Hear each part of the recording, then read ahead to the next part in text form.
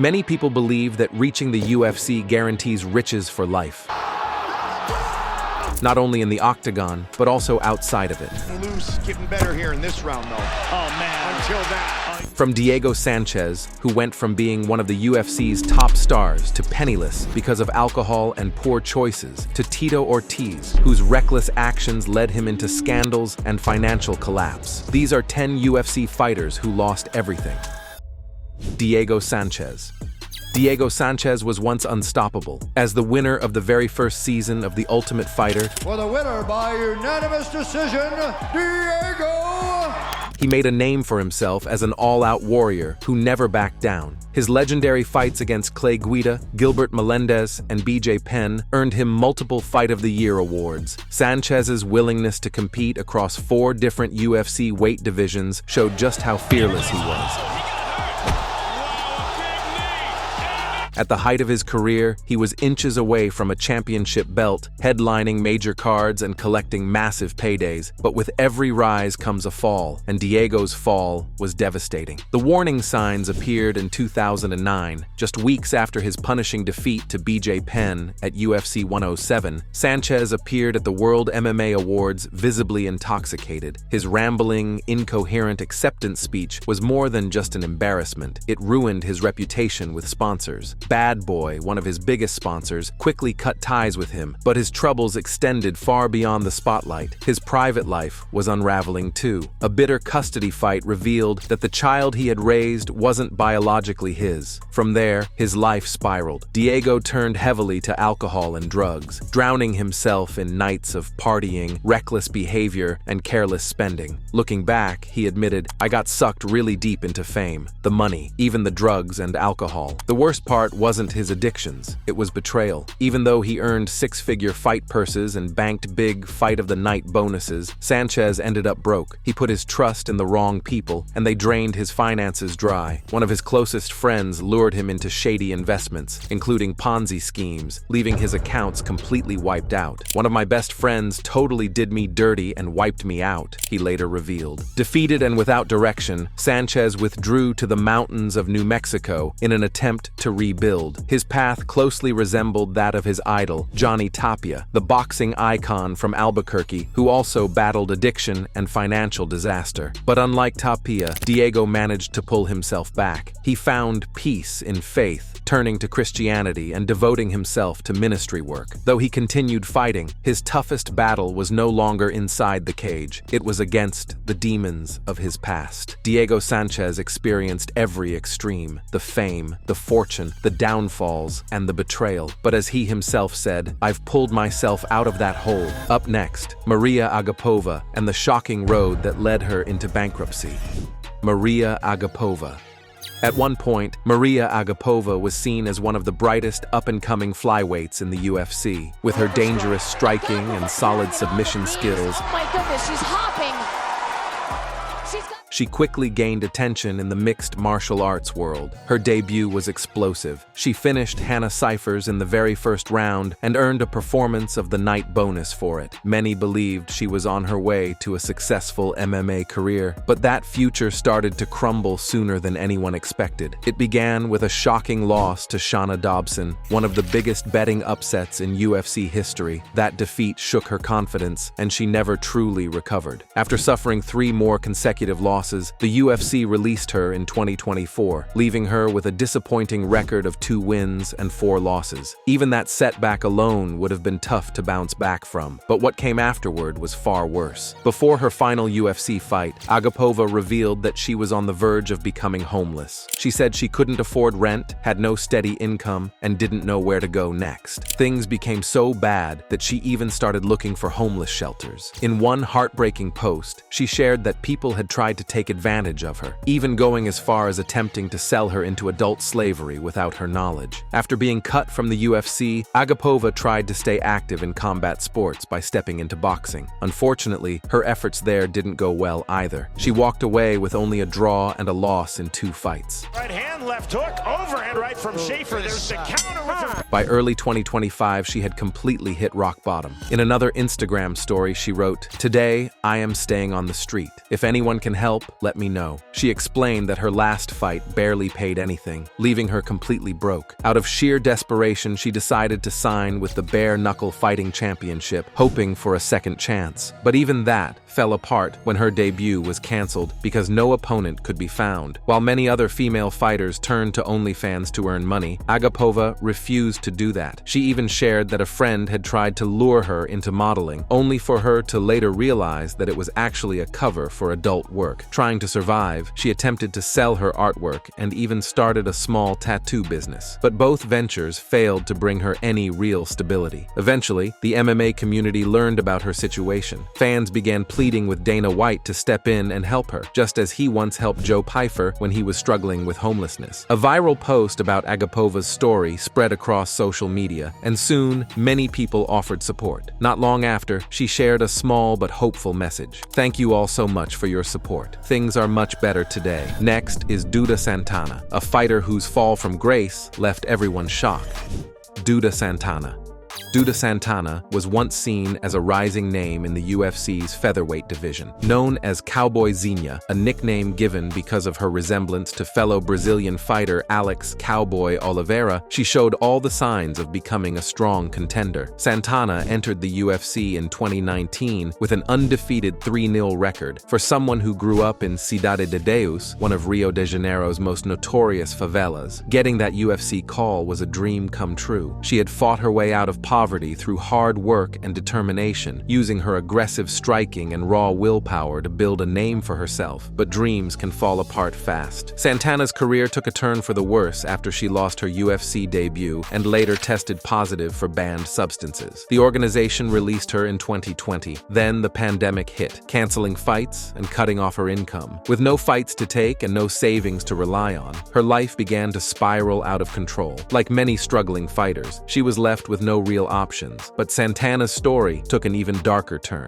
She became homeless, she fell into drug use, and eventually she turned to prostitution just to afford cigarettes. A disturbing interview from 2021 showed Santana talking about her downfall. "It starts with just a joint," she said. "Then you go to hard drugs, and soon you find yourself prostituting just to buy a cigarette." The footage, shown on Brazilian television, revealed that Santana had been relying on an evangelical church to get food. Some of her old training partners even came together to buy her groceries and basic supplies. But by that time, the damage was already deep. At her lowest point, she spoke about her battles with addiction, depression, and being completely cut off from her family. "God took everything from me," she said during the interview. "My job, my career, but one day he will give it all back." Sadly, since then, there's been no sign of recovery. Her social media accounts have been inactive since 2018, and to this day, nobody knows where Duda Santana is or how she's doing. Just like Duda, former UFC champion Tyron Woodley also hit a major low point in life, though he's been trying to climb his way back ever since. Tyron Woodley. Tyron Woodley once stood at the top of the UFC world. As a former welterweight champion, he successfully defended his belt 4 times and was widely considered one of the greatest in his division. He beat Lawler and went on to survive 2 intense fights with Stephen Thompson before dominating Darren Till to retain his belt. But, as happens with many fighters, his success didn't last forever. Once his fighting career began to decline, his financial troubles followed. Woodley has been very open about his money issues. "I blew through a lot of money," he admitted. 7 cars, 2 houses, VIP clubs, trips. Everybody ate and I paid the bill every time. He lived as if those championship paychecks would keep coming forever. When he lost his title to Kamaru Usman in 2019, everything changed. A losing streak of 4 fights led to his UFC release in 2021. That's when the harsh reality of his financial mistakes hit him hard. But money management wasn't his only issue. He also had deep frustrations with how the UFC paid its fighters. Woodley said he wanted to leave the organization long before his contract ended because he felt underpaid, even as a defending champion. He explained his frustration by saying he was earning about the same as Donald "Cowboy" Cerrone, who had never held a title. That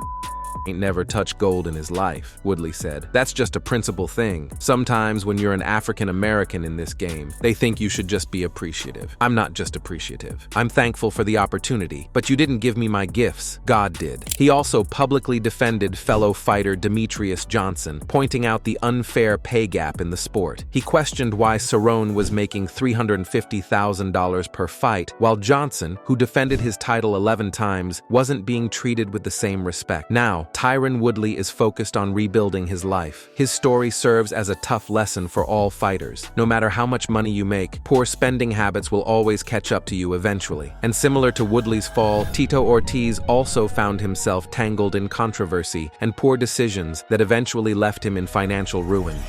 Tito Ortiz.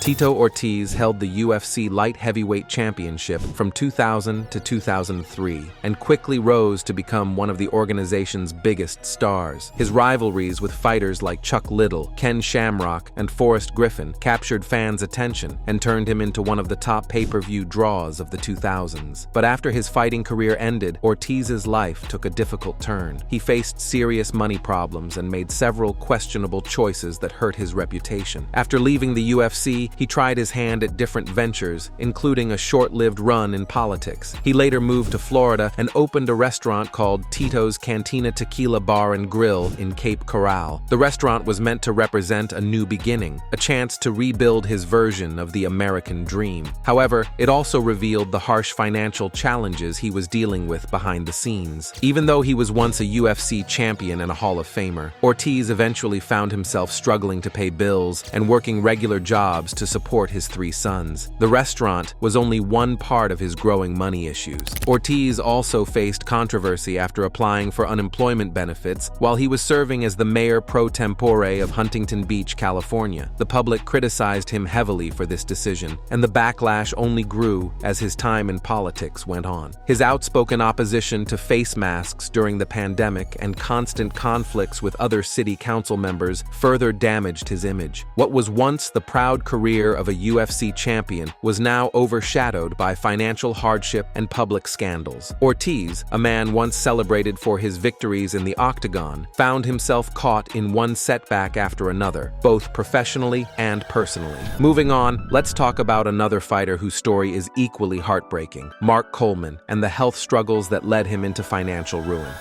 Mark Coleman.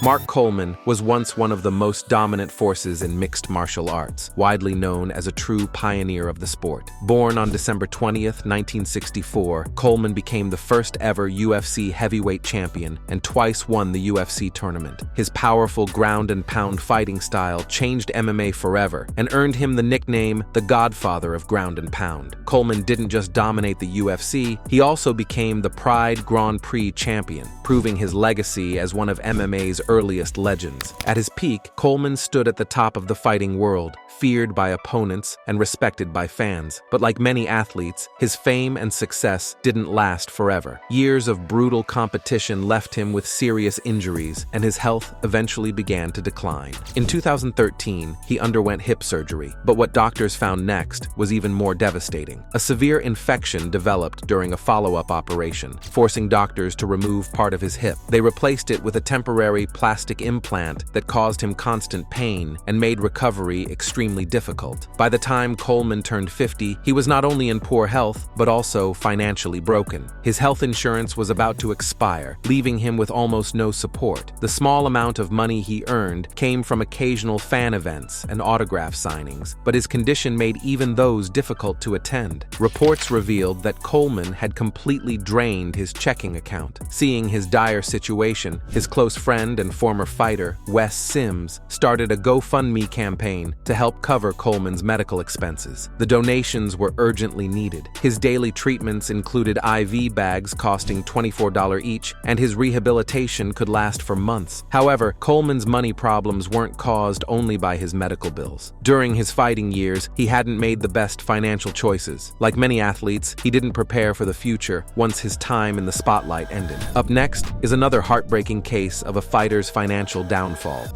this time involving Jared Cannonier. Jared Cannonier, born on March 16, 1984, is one of the most powerful and respected competitors in the UFC's middleweight division. Known for his knockout power, Cannonier joined the UFC in 2015 and moved down from heavyweight to middleweight, where he made a strong name for himself. Over the years, he's defeated top fighters and earned a reputation for his explosive finishes. By 2025, he ranked as the number 3 middleweight in the world, a clear reflection of his skill, hard work, and persistence. But behind the fame and victories, Cannonier was struggling financially. After his win over Kelvin Gastelum at UFC Vegas 34, he shocked fans when he openly said, "I'm broke, so I need to fight." His words revealed a painful truth about life as a professional fighter. Cannonier explained that about 60% of his fight paycheck was gone almost immediately after each event. The money went toward gym fees, management costs, taxes, and monthly bills, including car payments and 2 home mortgages. What was left barely covered his living expenses and his responsibilities as a father. Fighting was his only source of income, and when injuries kept him sidelined for nearly a year, his financial problems worsened. He only fought twice, and that lack of activity took a toll on his income. "Money doesn't last forever," he said, admitting that fighting is the only thing keeping him financially afloat. Unlike other UFC stars, Cannonier didn't have sponsorships or extra deals bringing in more money. Despite this, he didn't criticize the UFC for his situation of fighting careers. His story highlights a harsh truth in mixed martial arts. Even successful fighters can face financial hardship. Similarly, Darren Stewart's financial collapse after his time in the UFC shocked fans and revealed yet another painful side of the fighting world, and the reason behind it might surprise you. Darren Stewart.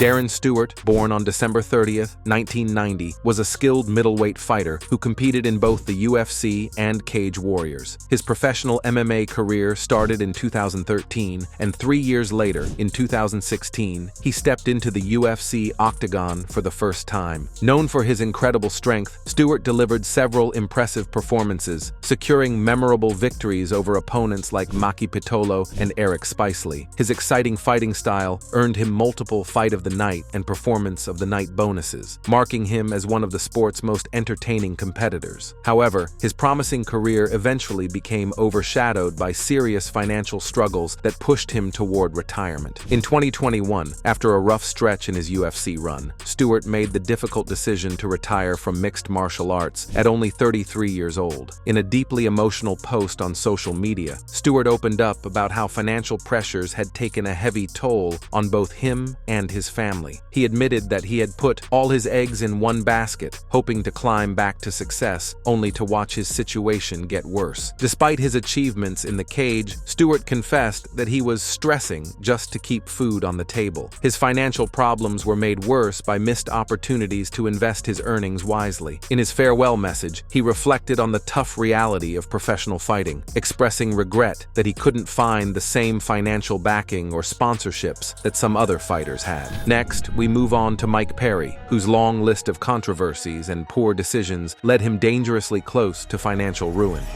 Mike Perry.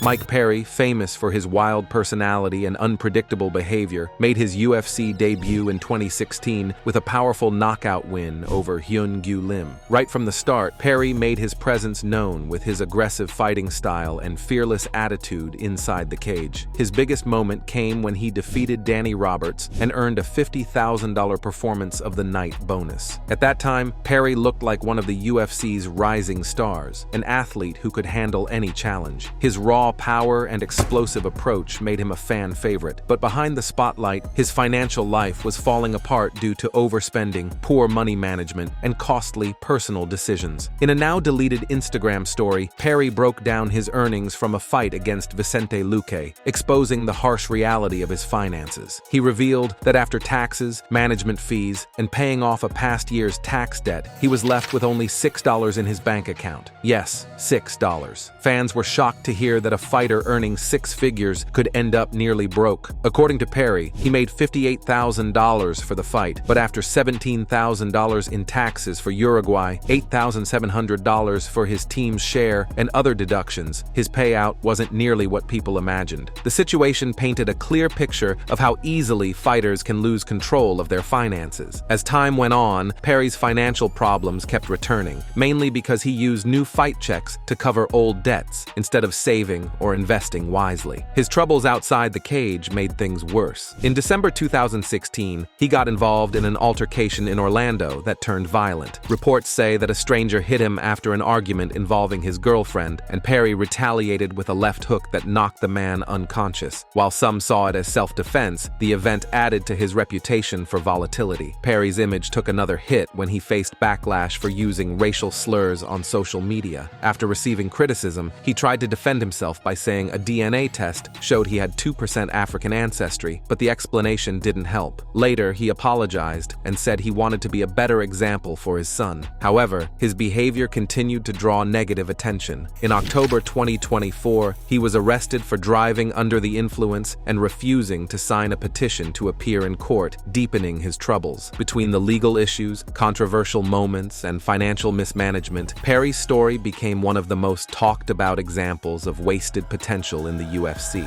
Now, let's talk about Demetrious Johnson and the unexpected struggles that came with his legendary career. Demetrious Johnson.